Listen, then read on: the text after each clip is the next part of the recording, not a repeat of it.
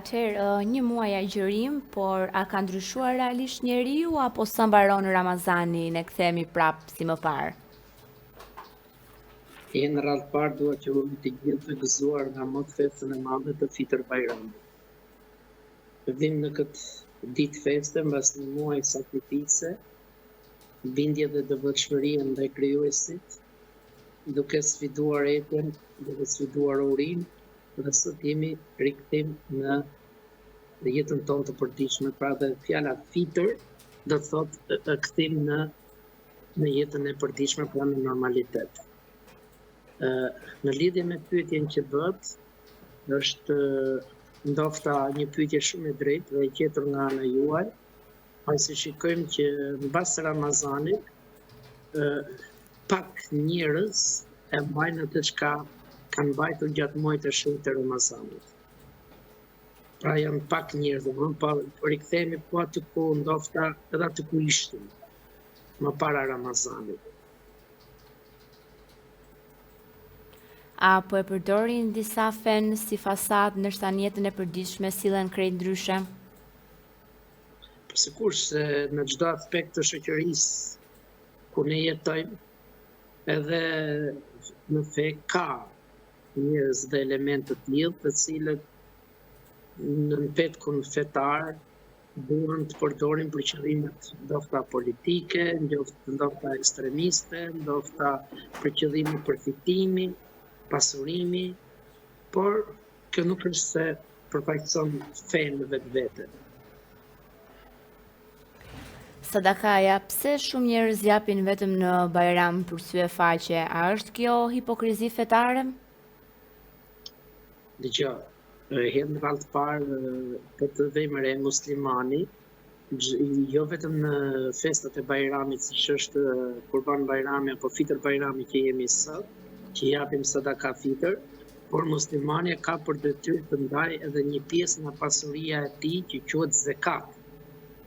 Dhe kjo jepet në çdo lloj kohe të periudhës së gjatë 365 ditëve të vitit.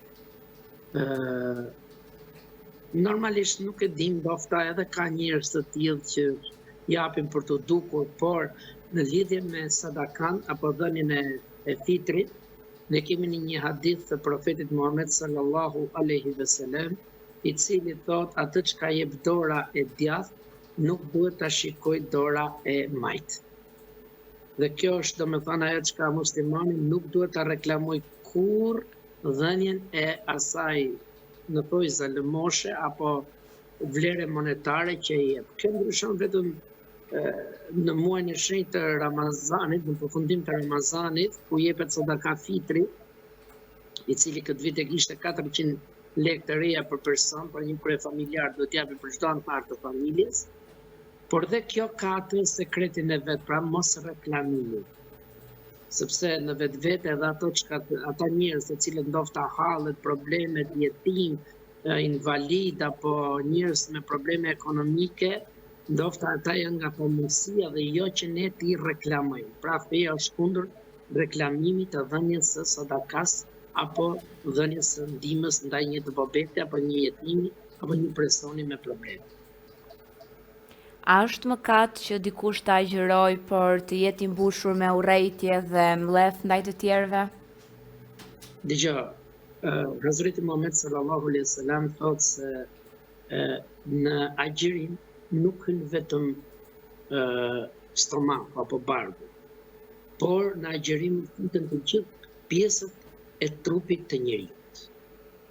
Që do të thotë, Hazreti Muhammed sallallahu alaihi wasallam thotë se nëse ne nuk heqim dorë nga punët dhe veprat e këqija, atëherë ne nuk duhet ta vazhdojmë agjërimin. Po kështu nuk pranohet agjërimi atij personi i cili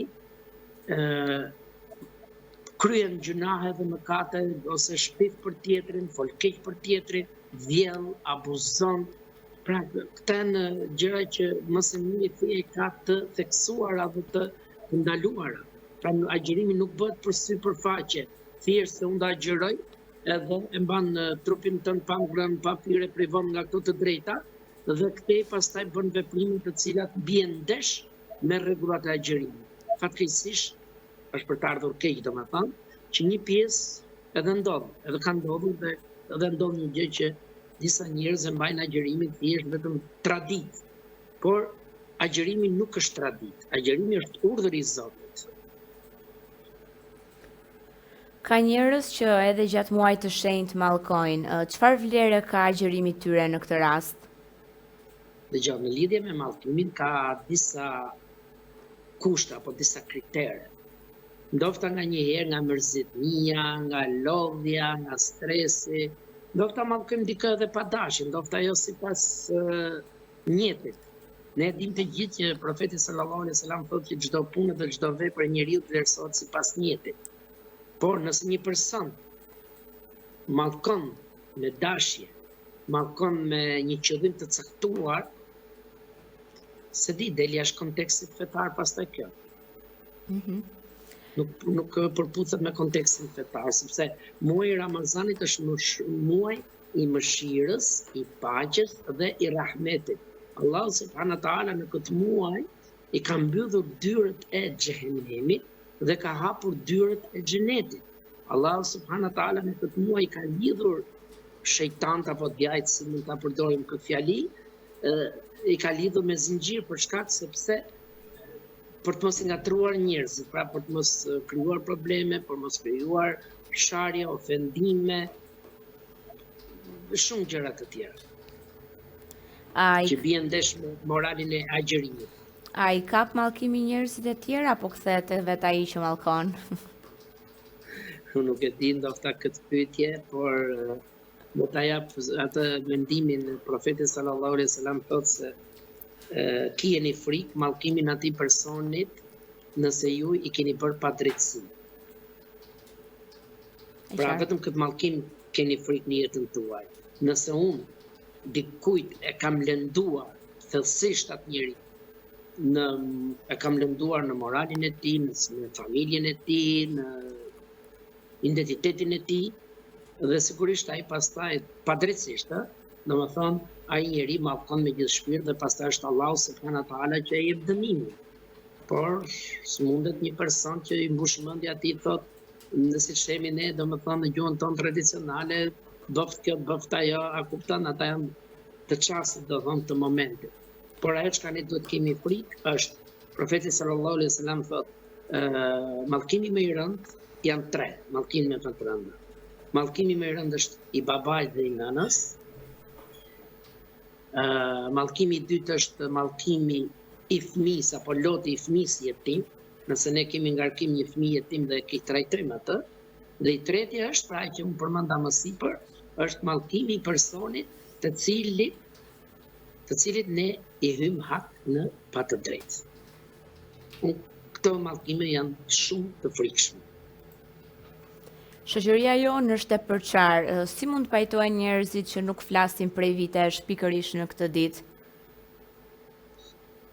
Tani, si mundet një person të futet në agjerim në muajin e shenjtë të Ramazanit, i cili në mendjen e tij ka mendime se si t'i bëj keq dikujt. Nuk mundet një person të agjeroj, kërkoj faljen dhe mëshirën e Allahut, kur ai person nuk fal vetë, nuk mëshiron vetë. Nëse ne kërkojmë mëshirë nga krijuesi Allahu fuqiplot, atëherë pse ne nuk do të falim, nuk do të mëshirojmë? Ne jemi krijesat e Allahut subhanahu wa taala, ne jemi zotët e vetvetes tonë. Sepse qoftë riskun, shpirtin, jetën tonë, ka në dorë Allahu subhanahu wa taala. Pra ne duhet ta ndërtojmë jetën shumë të mirë. Ne duhet të kemi marrëdhënie shumë të mira me prindrit në radhë parë, me vllajin, me motrën. Nuk hyn në xhenet ai njeri, thot Resulullah sallallahu alaihi wasallam, ai njeri përderisa ai nuk fol me vllajin e tij. Fakte që ne sot i kemi shumë të përhapura. Unë edhe në predikimin e ditës së Bajramit sot këtu nga sheshi o borri i xhamis, këtu në Jip, ku pjesëmarrja ishte jashtëzakonisht e madhe, sidomos me 33-ja, dhe edhe sheshi nuk po i merrte më. Domthonë, ajo çka unë mesazhet që dash sot ishin mesazhet e dashurisë, të respektit, sidomos në këtë botë të trazuar ku ne po jetojmë. Ne po jetojmë sot një botë shumë të trazuar. Qoftë në aspektin ndërkombëtar, qoftë në aspektin kombëtar, por qoftë edhe në aspektin familjar. Sot komponentët të cilët ndërtojnë shoqërinë janë të trazuar. Dhe vetëm besimi në Zot, njerëzit po i ruan që mos të jenë pjesë e këtyre trazirave të mëdha që po ndodhin. Kështu që duhet patjetër që ne ta duam njëri tjetrin, ta respektojmë njëri tjetrin dhe s'mundet bësh bajram ti apo unë kur nuk fol me vllajën tënd, nuk fol me motrën tënde, nuk shkon me komshit. Biles ne kemi një hadith të Hazreti Muhamedit alayhi salatu vesselam i cili thotë se aq shumë thot më ka porositur Allahu thot për fëmijën tim, pra për komshiun tim, sa që mendova thot se ai do të jetë pjesë në pasurinë time. Pra e shikoni sa rëndësishme është marrëdhënia, jo më brenda familjes, strukturës familjes, por edhe jashtë saj pra në rrethin shoqëror. Dreka e Bajramit po kthehet në gar luksti.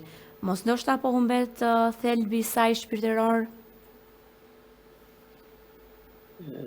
Kjo është mëse vërtet, jo vetëm dreka, por unë kam parë me keqardhje, sidomos në rrjetet sociale, tani jemi pjesë e këtyre rrjeteve sociale, dum apo s'dum ne, edhe reklamimi i iftareve, i ushqimit në iftar.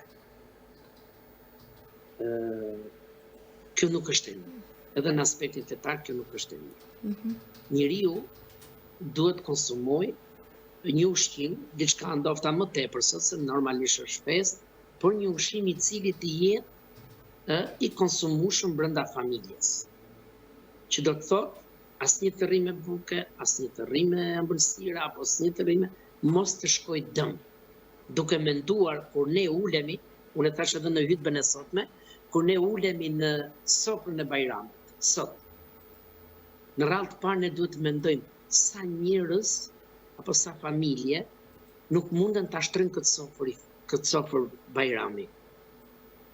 Ka me qindra, mos themi se s'ka, sepse gënjim vetveten tonë. Nuk e kanë të gjithë këtë dhuks. Atëherë, pse duhet ne ta reklamojmë? E ku? Në një ditë të bukur, në një ditë feste, siç është dita e Bajramit. Prandaj ne duhet patjetër që të jemi të kufizuar në reklamimin e tyre. Unë edhe me njerëzit që mbishin çdo natë në xhami, e kemi këshilluar dhe u kam thënë mos reklamoni iftarët.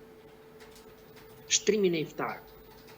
Sepse normalisht jetojmë në një shoqëri ku brenda kësaj shoqërie kemi komponent, kemi antar familjesh, kemi njerëz të cilët nuk e kanë mundësinë ekonomike të kenë atë që kemi ne në sofrat tona.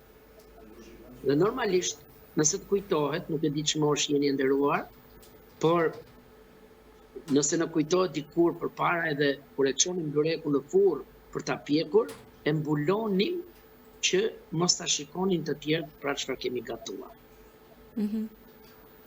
Kjo është vetëm në shenjë respekti, asnjë gjë tjetër nuk është. Është vetëm në shenjë respekti ndaj atyre të cilët nuk i kanë mundësitë ekonomike. Do të tregoj një kuriozitet, lutem? Po. Vitin e kaluar, më vjen dikush këtu edhe në xhami, në atë faljen e Taravive që ne kemi çdo natë, dhe më thotë, po hoç do të bëj një pyetje. Po urdhra, tha, a është haram me ngrënë mish në Ramazan? E pash, dhe i thash, jo më birë, absolutisht jo. Mund gatush si pas mundësive ekonomike që kemi. Tha, po mu, tham, ka thënë mami, tha, a ishte fëmijët tim, pa njëri nga prindrit, që nuk hahet mish në Ramazan. Së është keq. Tani imagjino një nën që mundohet me rrit 3-4 fëmijë jetim, me atë fukarallikun e jetës që sfidat e jetës janë të rënda, dhe për të mos i mërzitur fëmijët, thot ka thënë hoxha që mos hani mish për Bajram. Kupton? Pastaj në ditë ne bëm një organizim për të dhe elhamdulillah edhe ajo kaloi si gjithë të tjerë. Pra, reklamimi i iftarëve, reklamimi i ushqimeve, unë po shikoja pak më parë në rrjetet sociale, dikush reklamonte baklavan, dikush qingjin e pjekur, dikush nuk është, Bajrami është me festu. Nëse ne nuk e ndjejmë festën në shpirtin ton, në zemrën ton, edhe ushqimi nuk e qëta. Sot feston gjithkush. Prandaj unë jam kundër, edhe feja është kundër, reklamimit që i bëhet ushqimeve në sofrat qoftë iftare, por qoftë në sofrën e bukur të Bajramit.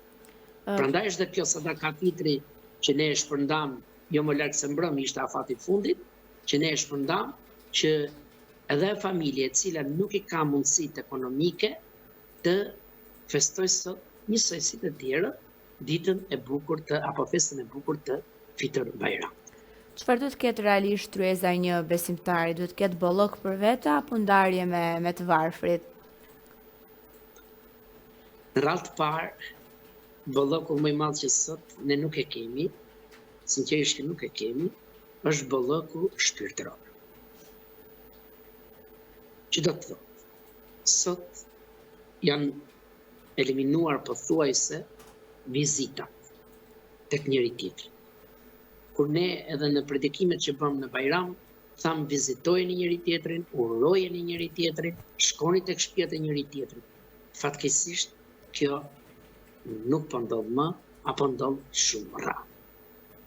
Sot shikojmë që secili mundohet ta festoj ditën e Bajramit me ushqime të tepërta, të tepruara.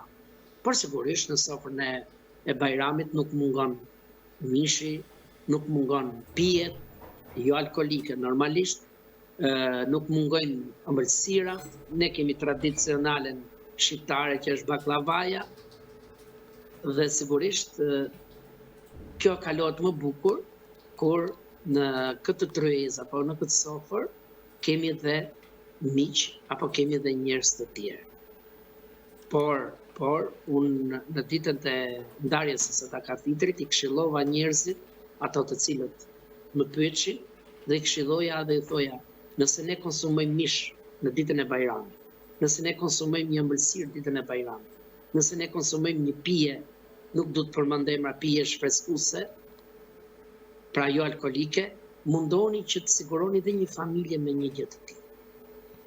Pra ta ndajmë sofrën e festës. Mos kemi vetëm ne atë bollikun e tavalinës edhe pastaj i mbledh ajo hambisa apo ajo zonja e shtëpisë dhe i hedh në plera, se normalisht nuk përdoret. Por jo, më mirë kemi diçka të pakët të konsumueshme, por ta kemi ndarë edhe me dikë tjetër dhe jetë akoma më e bukur. A ka kuptim të festosh Bajramin nëse nuk e kërkuar falje dhe nuk e ke falur të tjerët? Unë e përmenda dhe pak më përpara që ne duhet jemi të mëshirshëm, duhet jemi falës, që të kërkojmë faljen e Zotit Xheleshëru. Nëse ne nuk kemi kërkuar falje për gjunahet tona, mëkatet tona, të cilat janë pothuajse çdo ditë në mesin tonë gjunahet, se gjuna nuk do të thotë vetëm me vjella apo me marrë dikë, po gjunaf është edhe kur ne shikojmë kohën. Sikur jemi dumt të ndrojmë atë kohën, nga shi ta bëjmë në diell, nga diell ta bëjmë në shi. Ajo është në dorën e tjetër kujt, pra në dorën e Zotit. Pra që këtu fillon ajo hyrja në gjuna apo në mëkate. Por ajo çka duhet në ditën e Bajramit, ne kemi një traditë shumë të bukur, sidomos në fshatrat është një traditë shumë e bukur, që mbas mbajrimit të Bajramit ne i japim dorën gjithë secili dhe i themi na e bë halal. Pra kërkojmë halalin e njëri tjetrit. Pse e kërkojmë halalin e njëri tjetrit? Se nuk dim ndofta me një veprim tonin, me një punë tonën, ne të kemi bërë ndonjë gabim apo ndonjë padrejtësi, padashje ndaj dikujt. Por nëse ne nuk falim, mos kërkoni falje nga Zoti. Nëse ne nuk mëshirojmë, mos kërkoni mëshirë nga Zoti. Ne duhet jemi gjithmonë edhe të durueshëm, edhe të jemi falës dhe sigurisht normalisht ta ngrim zërin kur na bëhet ndonjë padrejtësi. Faleminderit shumë për intervistën. Ishte kënaqësi, unë ju uroj të gjithëve, ndjekësve tuaj, gëzuar nga mot festën e madhe të Fitr Bajramit, Uroj që të kaloni këto ditë të gëzuara pranë familjeve tuaja, me miqt edhe me shokët dhe me dashamirësit tuaj. Zoti ju begatoftë të gjithëve, Zoti e begatoftë edhe Shqipërinë. Gëzuar dhe ju, imam. Mirupafshim. Faleminderit për intervistë.